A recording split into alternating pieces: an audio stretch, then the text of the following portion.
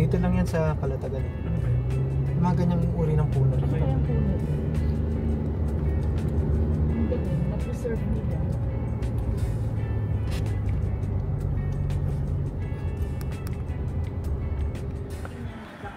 Dito na kami sa Cuba Royal Private Villa. Ganda ng lugar. Look.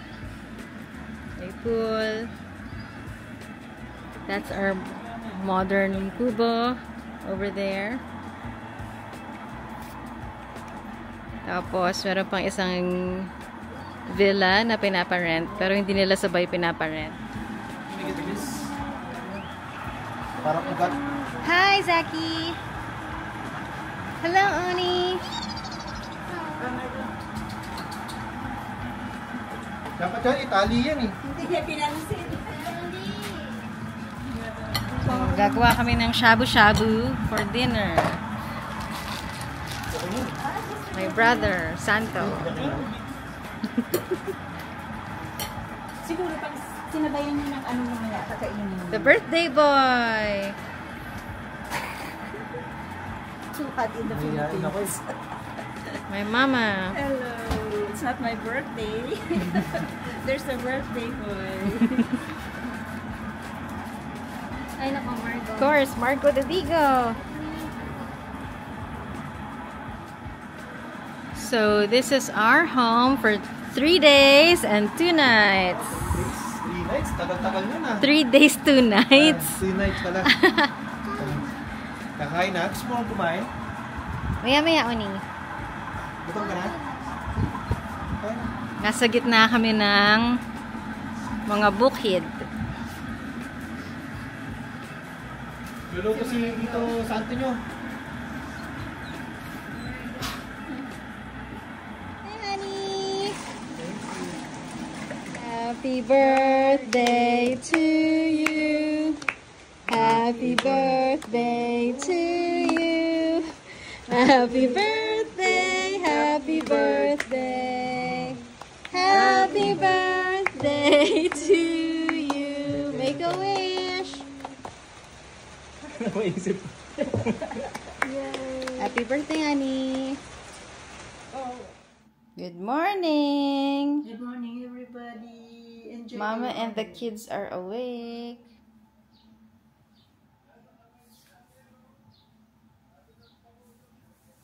Naantok pa. Wala ka ng baby.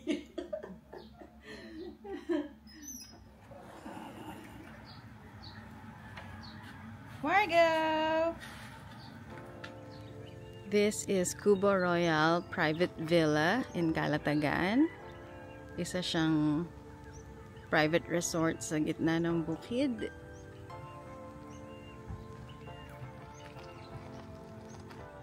So pagpasok nyo dito, ito yung isang private villa. I think this is good for 8. Merong maliit na nipa hut dito. Mini cottage. Ito naman yung mas malaking cottage. Outdoor dining area. Pakita ko sa inyo yung pool.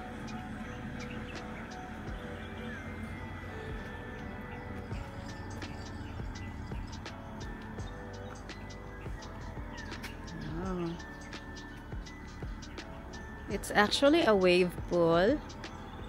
And that modern Cuba over there is where we're staying. It's a place good for 6. So they don't actually rent out both villas at once. Once you rent one villa, the whole place is exclusively yours during your stay.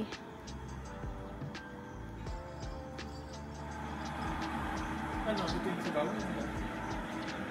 Baka coffee lang? Pwede rin. So, ito yung grilling area. Pwede kayo mag-ihaw-ihaw dyan. This is the kitchen. Hiwalay siya sa mga villas.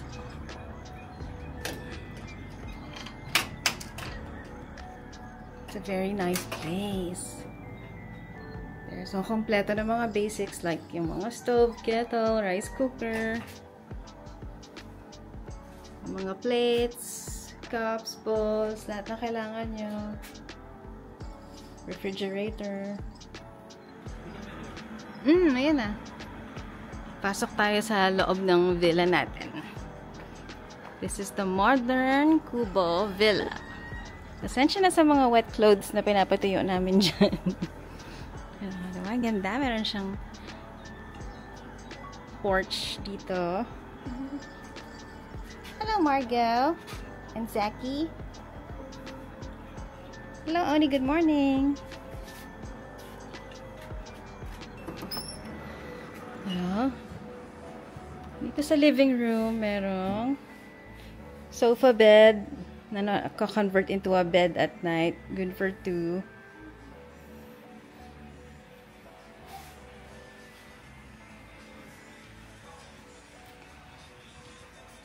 Ito yung second bedroom with 2 beds, 2 queen beds, queen size beds. Good for 4. Ma.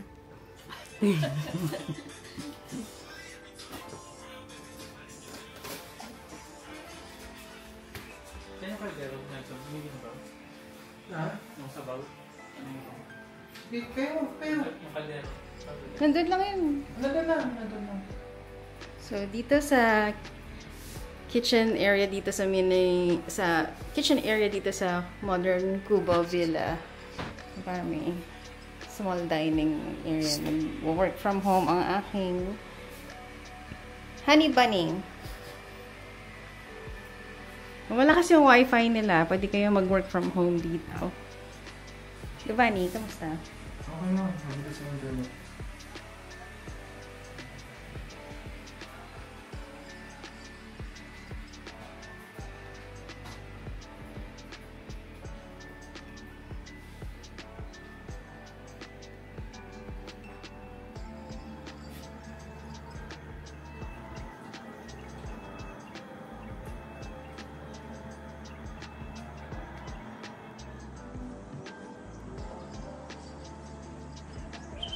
Marco.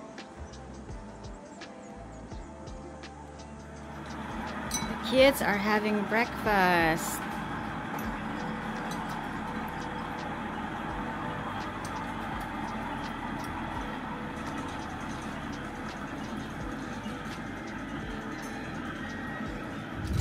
Papunta kami ngayon sa Cape Santiago Lighthouse. First time naming lahat. Ito. Ilang minutes mula doon. Pwede nga lakarin eh, no? Malayo mo? Malayo.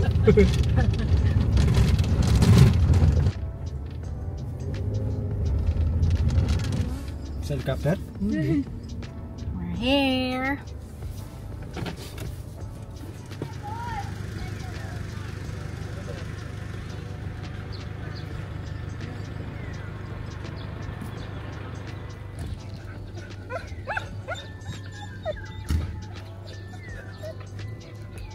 Dito, presko yung hangin. Look at that old tree. Looks intriguing.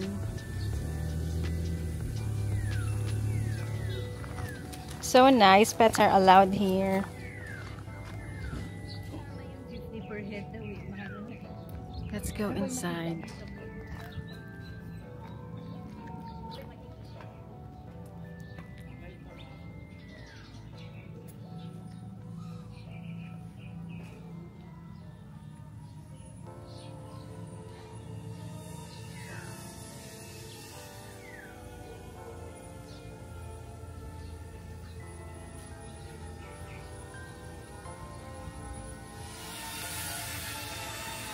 Pasok tayo sa loob.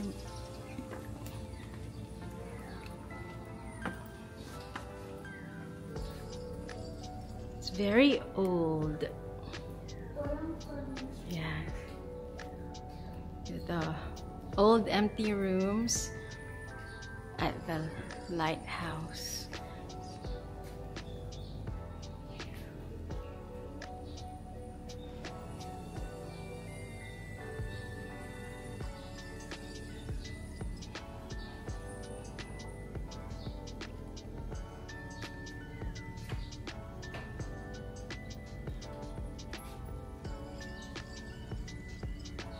makita nila. Saan sila? Si Anto? Hindi may ano to, may tataas. Oo, ma. Ito yun, ah. Walang tinataas.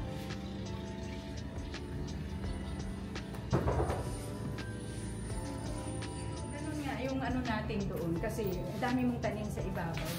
Nakita ko doon sa may kitchen, kahit sa kwarto. May mga tatak sa kasi 18. Doon sa ano, operation. Doon po bumili.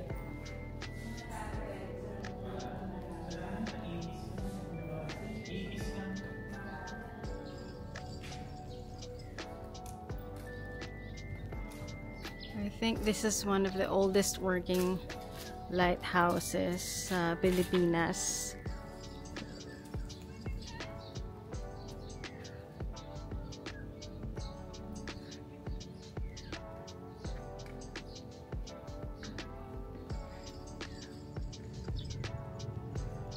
Ito yung sa may likod na part ng lighthouse.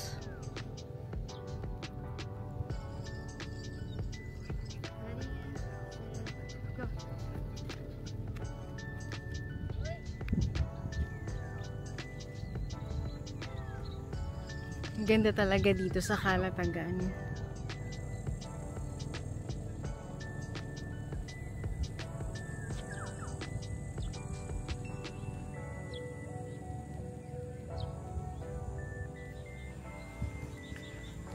So, napaka... Oh, that's Papa's drone up there. I don't know if you can see it.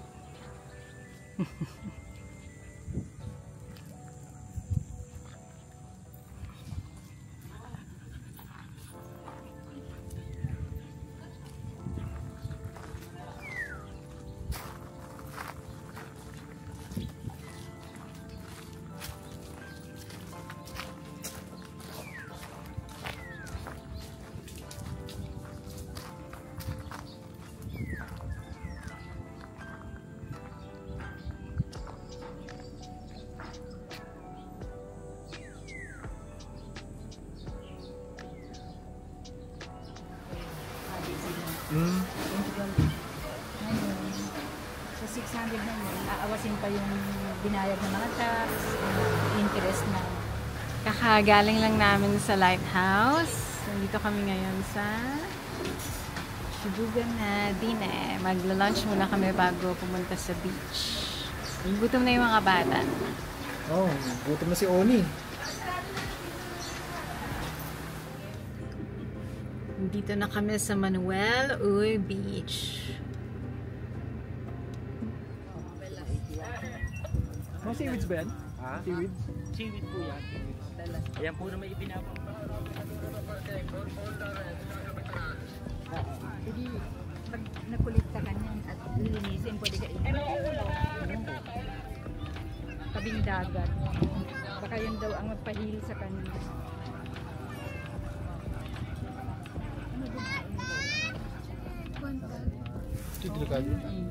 Dito na kami sa bangka. Hindi sila nakikinig. Arga. Kalamang F5. Malayo yun, Kuya Buhawi. Papa, masikip. Gusto mo ba? Tagal na din. Itong mga bangka, sarili mo. Punta tayong Starfish Island Magkano and pagmumunan nito? the sandbar. Dito sa Calatagan. 100,000?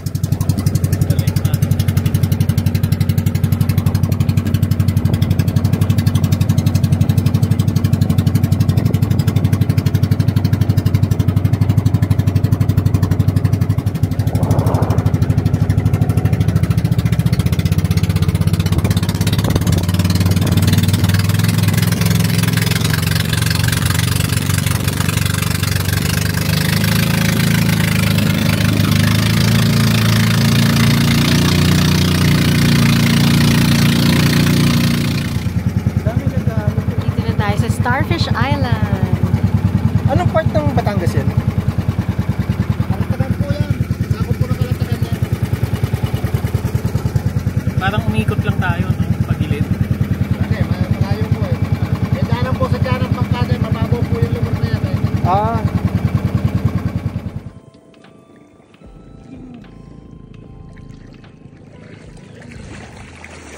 Starfish Island.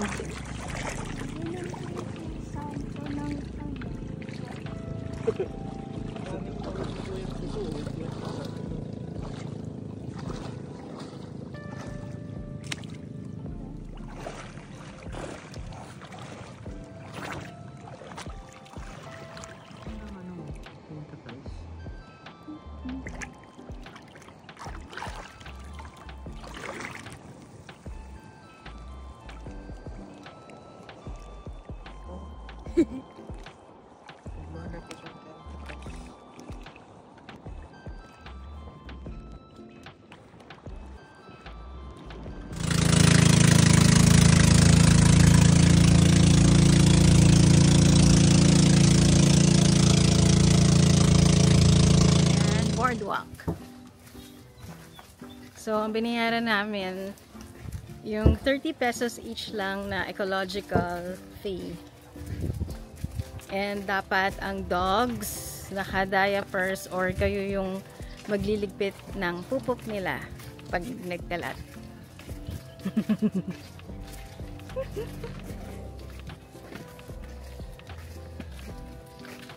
Si Oni parang alam na alam niya kung saan pupunta, no?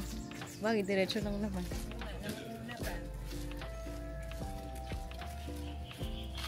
parang ang sarap maligo ng matagal. Mga 2 to 3 minutes walk yung lakad dito sa may pathway going to the Calatagan Boardwalk. 2 to 3 minutes away from the highway or from the road.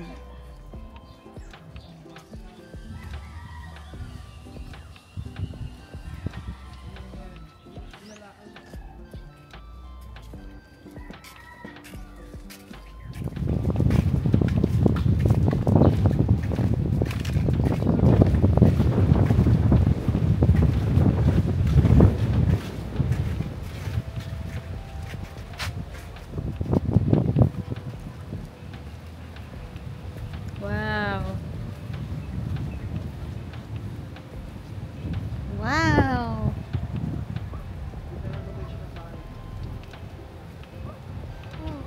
Calatagan Boardwalk.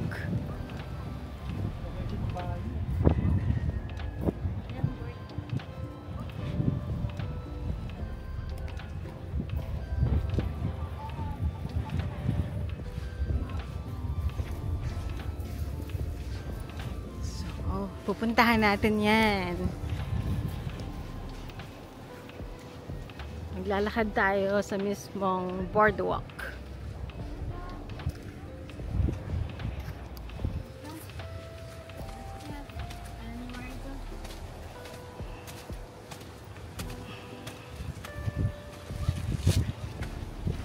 We are here.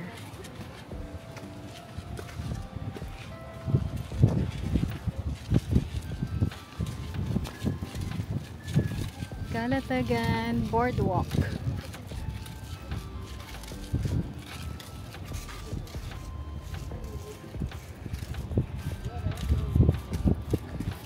It's 3:47 in the afternoon.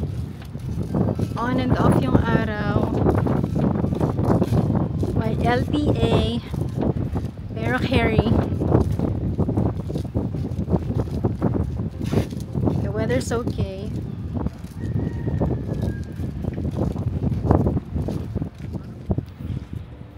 No, honey, kamusta? Ano masahe mo dito? Bago lang yata ito, no? Oh. Kaya pala hindi natin alam dati.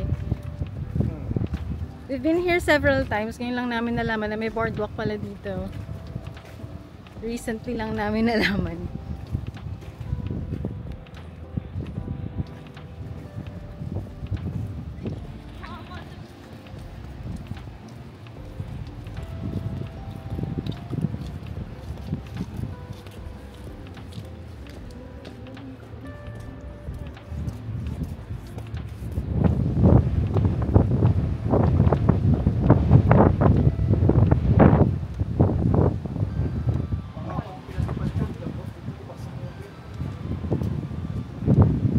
Ito na yung dulo ng boardwalk.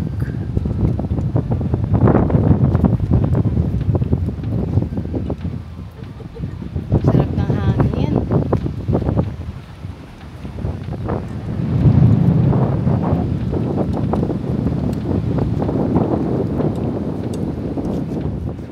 Sarap ng hangin.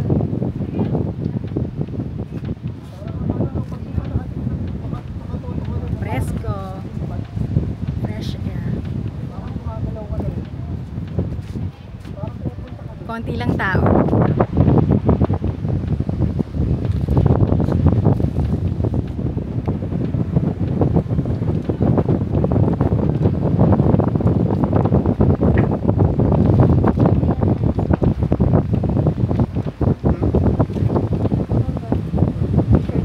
Kasi isang pasahero. Wala akong narinig na turn na ba.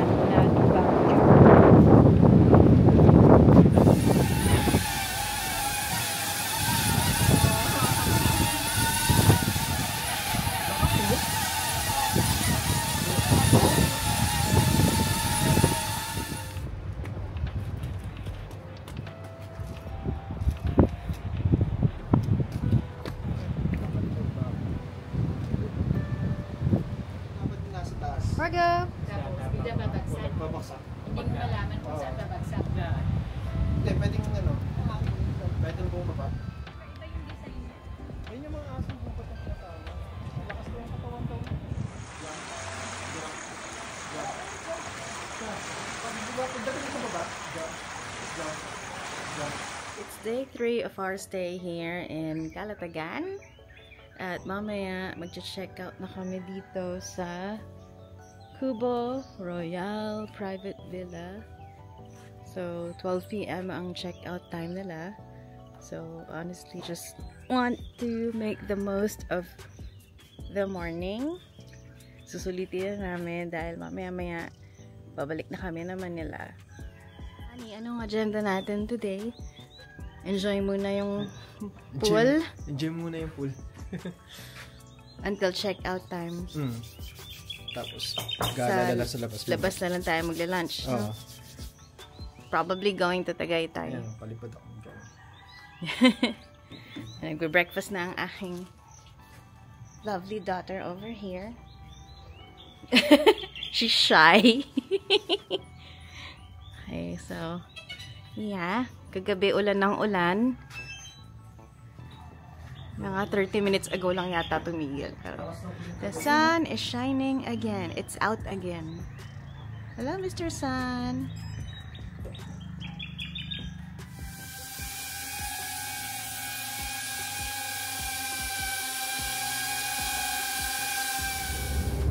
Blessed sila sa ganun. Maganda yung lupa rito. Magandang taniman.